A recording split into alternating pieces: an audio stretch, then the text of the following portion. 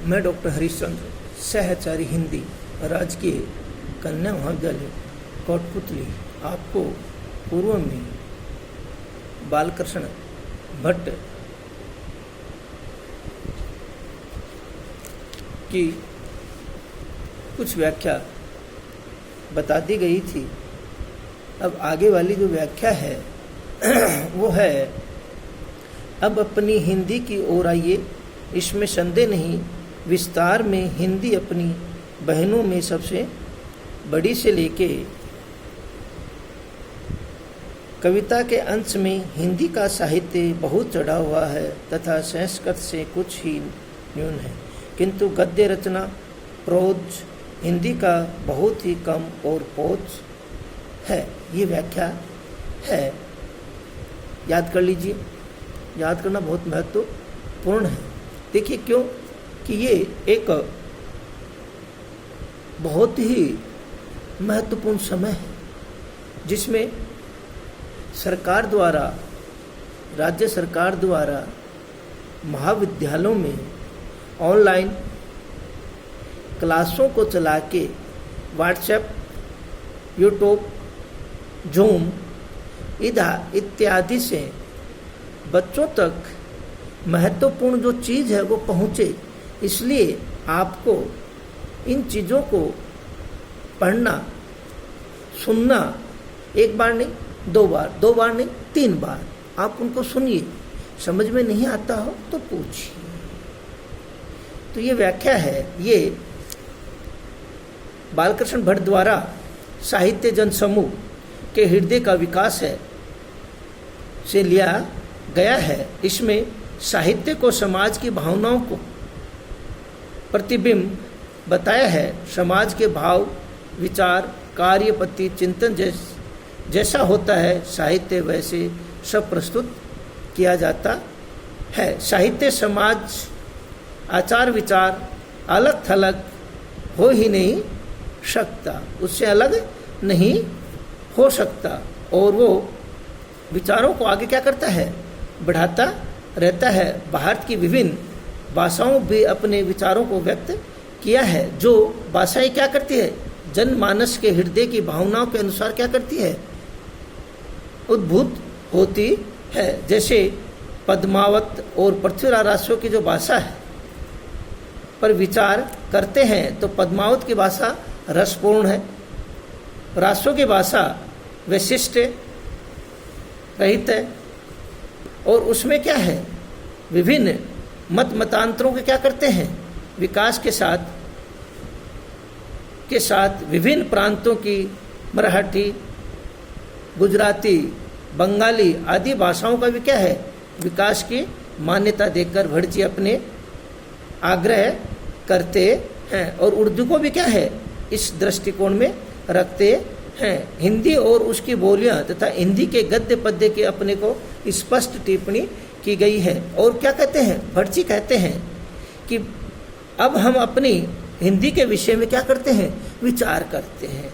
विचार करते हैं तो क्या है, निसंदेह ही विश्वास करते हैं कि हिंदी जो भाषी लोग हैं वो हिंदी भाषा क्षेत्र को व्यापक दृष्टि से अपना क्या करते हैं।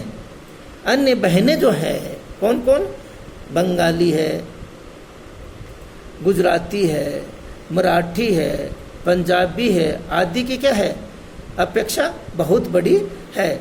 हिंदी भाषा के क्षेत्र में बड़ा है और हिंदी बोलने वालों की संख्या भी क्या है, अन्य से अधिक है। और हिंदी भाषाओं की अपेक्षा कहीं अधिक है। हिंदी अनेक भाषाओं और बोलियां है, जिसमें ब्रज है, बुंदेल है, खड़ी है, बेसवारी है, भोजपुरी हिंदी की क्या है, ये सब उपभाषाएं हैं। और इनमें परस्पर स्थान भेद मात्र है, और सब क्या है, उसी का क्या है, भाग है। किसका, हिंदी का ही भाग है। उसी के कारण वही क्या है कि उस भारत के मतांतरों के विकास के साथ विभिन्न प्रांतों की मराठी, गुजराती, बंगाली आदि भाषाओं का विकास को मान्यता दी गई है। उसी के अनुसार ब्रज भाषा जो है वो कैसी है, कोमल है, मीठी है।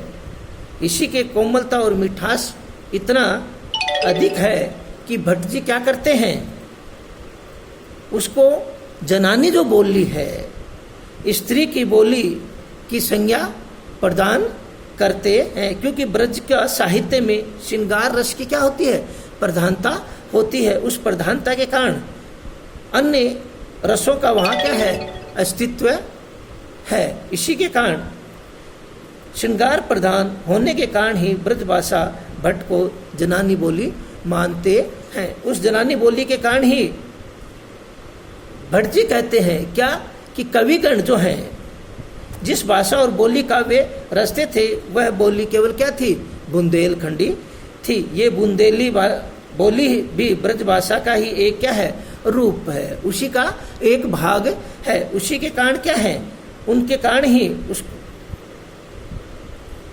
अलग करके तत्कालीन जो कवि हैं द्वारा क्या करते थे, कविता प्रस्तुत करते थे और खड़ी बुंदेली से ही वो किया करते थे। इस भाषा की व्यापकता और संपन्नता के कारण ही भाषा के सभी प्रकार के काव्य, मुक्तक, खंड और महाकाव्य, सभी प्रकार के रसों का क्या किया गया था, समावेश किया गया था। उस समावेश के कारण ही, उस समावेश के स्वीकार करते ही यह सब क्या है, इस कथन को अनेक लोग सहमत नहीं थे, क्योंकि लोगों ने भिन्न भिन्न रुचि के कारण लोगों को अलग अलग पसंद है और इसी के कारण कोई किसी बोली का उत्तम समझे, कोई किसी को भट्ट जी ने अपनी स्वयं दृष्टि में बेस्वार की बोली को मर्दानी मानते हैं, वहीं को क्या है, उन्हीं को क्या है, अच्छी रुचिपूर्ण लगती है। अब क्या है,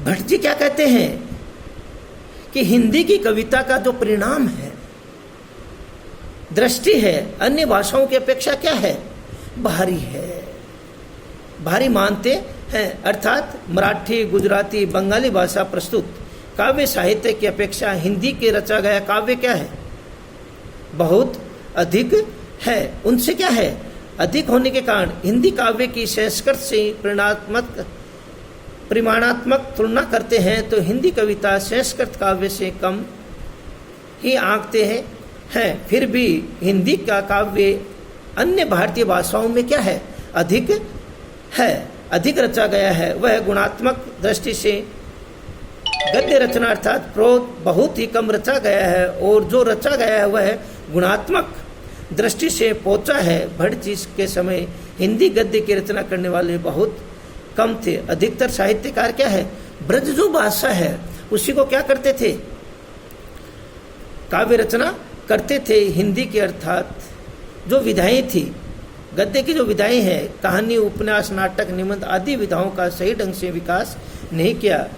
व्यापक दृष्टि से इस स्थिति में विचार व्यक्त कर भट्ट जी करते हैं। और यहाँ पर क्या है कि हिंदी के प्रति उनका लगाव पक्षपातपूर्ण आग्रह है, स्पष्ट रूप से क्या होता है, झलकता है। ब्रज भाषा को जनानी भाषा कहकर उन्हें कुछ चटपटापन निबंध में उत्पन्न किया है और क्या है कि अल्प विकसित और पोच कहकर उन्होंने अपनी स्पष्टवादिता को ही प्रकट किया है। इस कारण उनकी जो भाषा है वो कैसी है, एकदम सपाट है और बयानबाजी का क्या है, जो गुण है वो उसमें दिखाई देता है। भाषा की आपसी तुलना करते समय मंद मंद मुस्कुराते भी नजर आते हैं। हिंदी को क्या है, वो सबसे श्रेष्ठ मानते हैं। सब भाषाएं क्या है, उसी में समाहित मानते हैं और हिंदी के पक्ष में, हिंदी के साथ वो क्या है, क्या करते हैं, लगाव करते हैं और हिंदी का क्या है, पक्ष रखते हैं। देखिए बालकृष्ण जो भट्ट है वो साहित्य को इतना घनिष्ठ बना देता है कि संपूर्ण जल, थल, आकाश, वायु, समाज, साहित्य,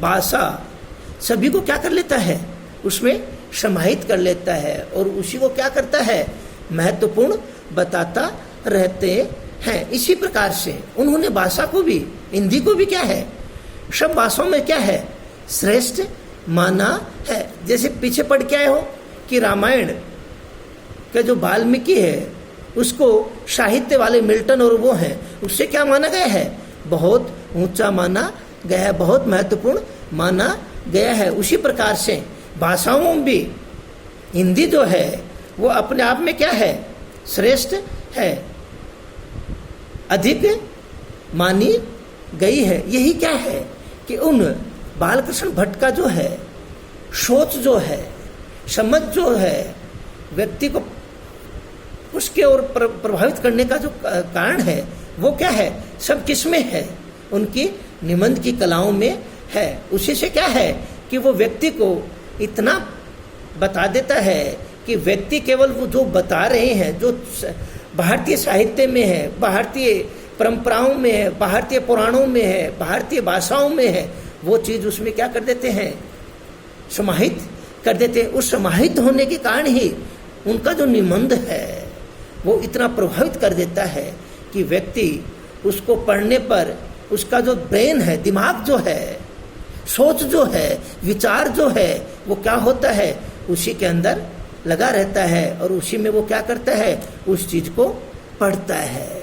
यही उनकी बालकृष्ण जो भट्ट है उसकी क्या है, विशेषता है। तो बालकृष्ण जो भट्ट है उनके जो निबंध जो है वो व्यक्ति पढ़ने के बाद क्या करता है, उसी को सोचता रहता है, उसी में क्या रहता है, समाहित रहता है।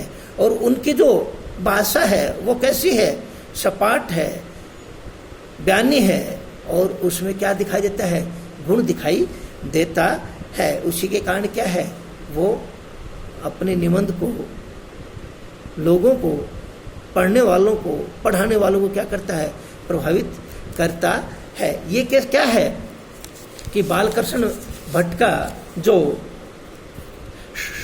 साहित्य जन समूह के हृदय का विकास जो निबंध है उसकी व्याख्याएं 7-8 की, वो आप धन्यवाद।